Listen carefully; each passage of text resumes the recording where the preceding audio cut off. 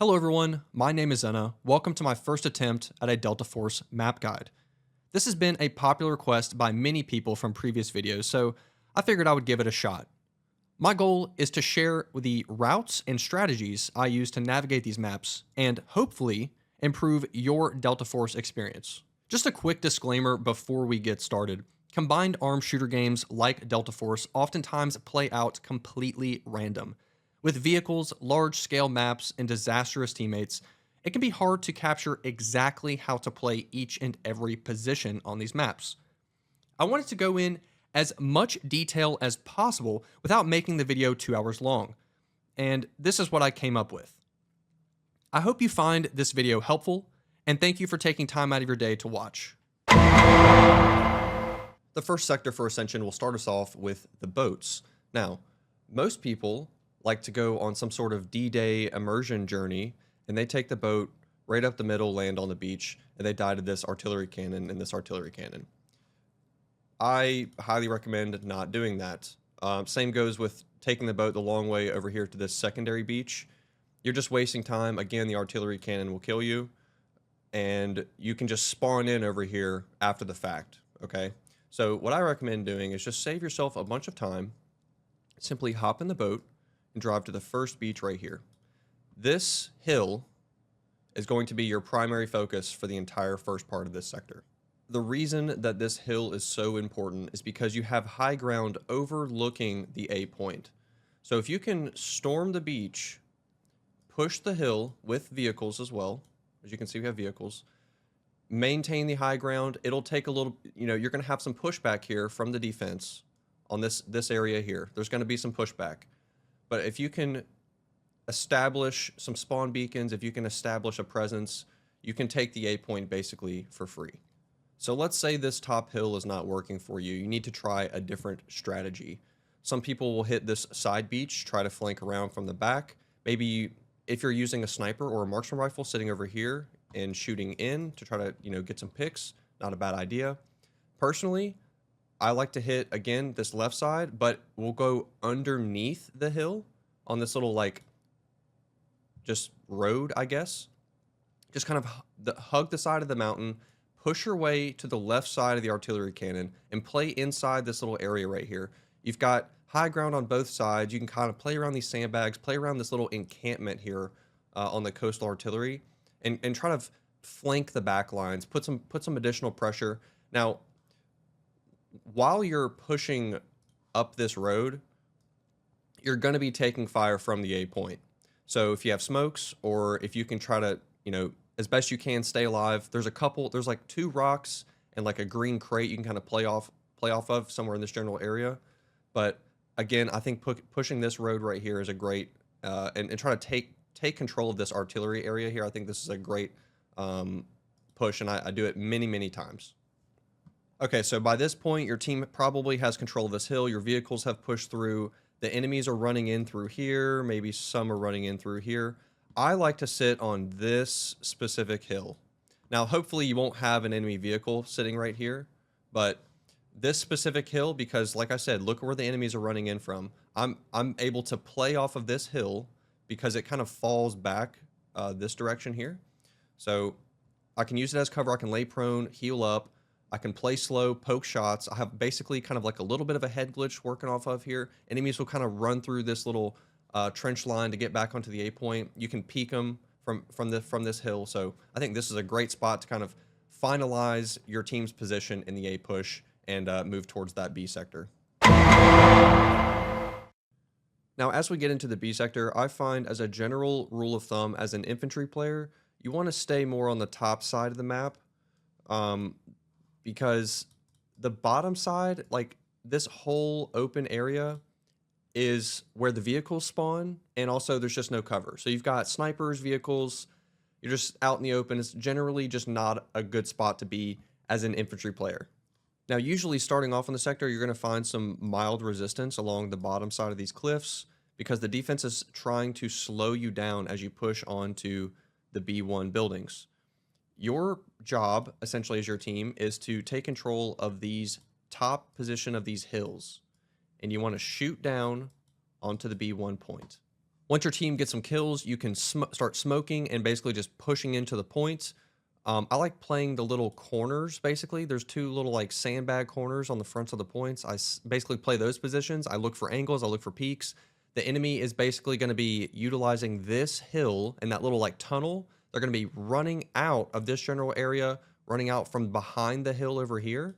So you're going to be playing these two corners and you're going to be looking for those positions, the tunnel and the left side of the hill, basically. As they run in, you're going to be looking for shots and looking for picks. That way your team can establish control over the main B1 point. Now, once your team has secured B1, what does everyone like to do? They like to run right into that tunnel, the tunnel that shoots over to B2. Personally, I'm not taking that tunnel. I think it's a death trap. Half your team gets funneled in there and then they get stuck trying to just come out of this this two-door exit right here. I just think it's a nightmare. So personally, I go on top of the hill. I run around this way. I go on top of the hill and I play around this kind of middle rock area, or even the little like AA gun right here. Try to, the enemy will be set up on top of this hill. You will get some pushback. You will die. It's part of it. But eventually you'll establish dominance over this hill. And then from there, there's these two green boxes located in this area here. And I play this ridge and I shoot down because the exit of the tunnel is right above these two green boxes that I play. So this area right here, you're shooting down on this area and you're racking up a ton of kills. And you're also shooting over the B2 point. Okay, so we talked a lot about my green crates on top of the hill, but there's also this nice little this stretch right here on the bottom section that you can play off of. I really like playing on this bottom section. If I've overstayed my welcome on the top crates for too long, what happens is people on this, the enemies on this far side, where this AA gun, this high ground, they start shooting over at me because I just attract too much attention, basically. So once I get to that point, I'll drop down to this bottom section, and there's a nice little sandbags you can play off of on this corner. You've got the tunnel exit here and here. You can actually flank both of those. I come in from this backside here all the time to flank the enemy in the tunnel. So that's a really good position. Additionally, you can peek this kind of street side and look into the point. I'm not saying run out in the middle of the open in the street, but you can peek from the sandbag and shoot into the point. There's lots of little weird angles you can shoot into the point from this little corner position on this bottom side right here. So this is this prime real estate. This whole area right here is just prime real estate. So make sure you're playing this area. I also wanted to talk about this little spot right here. So if you have overstayed your welcome, you can't get anything going here, maybe hit a little side flank from behind or smoke across the street and get to this little cutout right here. There's the tunnel exit right here off the road, the underpass or whatever. Vehicles use this or whatever, maybe some infantry hideout. But this little barricade section is really great. You can shoot directly into the enemy spawn because they'll be running all through this area where the yellow line is. They'll be running all through here. And you have free head glitch, basically, free cover. The only real area you have to worry about is like above you, like up top, or maybe the tunnel coming from behind right here. But really, this area, prime real estate, and I like this little additional spot on the side right here too. Starting out on the cave sector for me, I like to play this gray like entrance ramp thingy. I basically walk around the edges and shoot into the cave, just taking angles. I normally do this for a few minutes because there's a lot of enemies stacked up in this area. I get a bunch of free kills. So I'll hang out here for a few minutes. Normally the enemy vehicles will kind of push through and start blowing me up. So that's when I decide to leave, and I'll start flanking this secondary cave entrance. By this point, we have now reached one of the main problems with Delta Force, and that's all the operator ability spam. It's hard to push into this cave entrance right here when you've got endless smoke grenades, wall hack spam, explosions, sonic paralysis, flashbang drones, I mean, triple blasters, Vibrant bombs, like all the spam. So as you're trying to push into these cave entrances here, you're just getting spammed with abilities and blown up constantly. So there's really no pro tips I can offer you on how to get around that. You just kind of have to beat your head against a wall, and eventually you'll make some progress. For the actual C tunnel push, I would recommend checking out my gameplay to see which boxes and positions I take, which cover I use.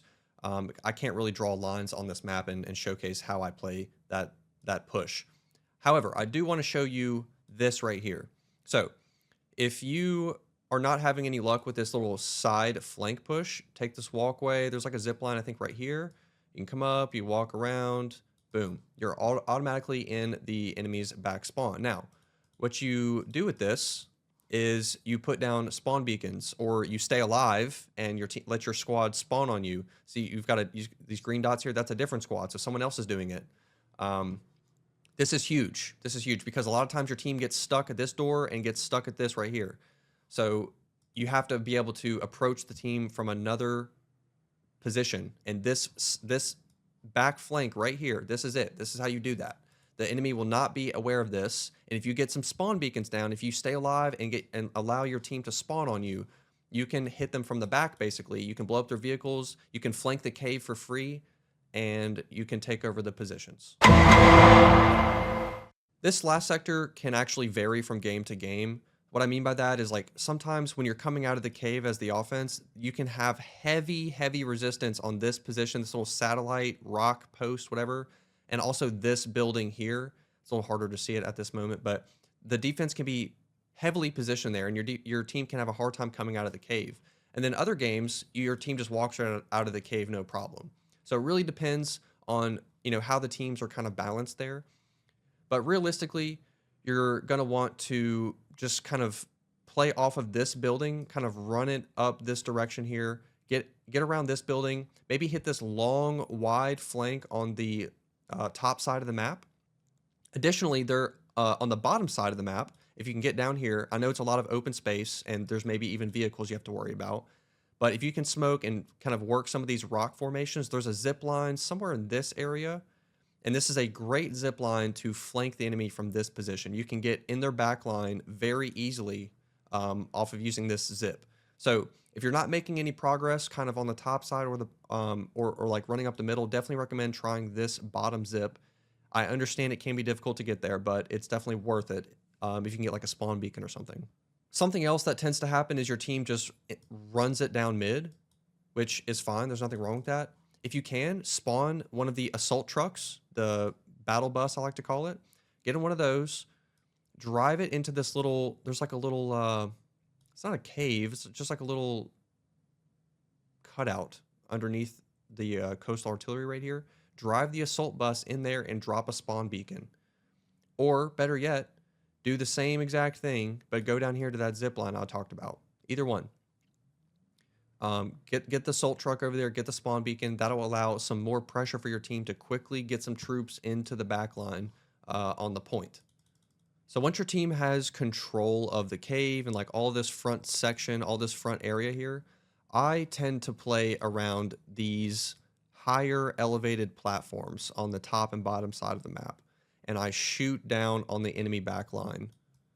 Odds are on these platforms, you're going to die a lot, and that's okay. Every time I spawn in, my focus is to get back to them as quickly as possible, whether it's in the assault truck, driving it up top, or taking the zip line on the bottom side, or just running it down mid. I'm trying to get back to those platforms because I think that their positioning in this last point is just top tier. You have a good overview of the entire part of the map, and it allows you to farm really nicely.